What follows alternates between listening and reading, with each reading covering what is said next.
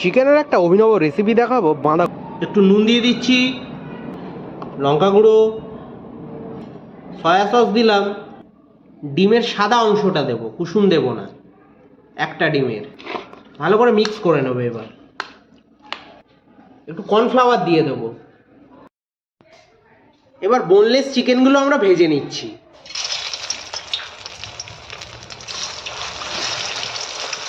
পেঁয়াজ দিয়ে দিচ্ছি,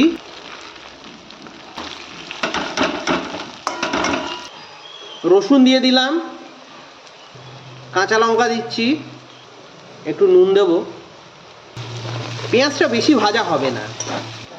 এবার বাঁধাকপি পাতা দিয়ে দিচ্ছি, ভালো করে এবার সব ভেজে নেব।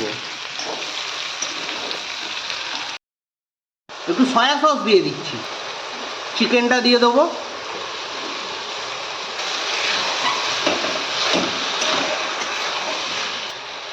রসুন পাতা দিয়ে দিচ্ছি, ছোট ছোট করে কেটে নিয়েছিলাম। পেঁয়াজ কলি ছোট ছোট কেটেছিলাম, সেটাও দিয়ে দিচ্ছি। ভালো করে মিক্স করে নেবো।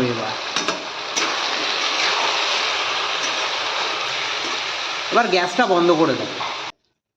আমাদের রান্নাটা হয়ে গেছে। গোলমরিচ গুঁড়ো দিয়ে দিচ্ছি।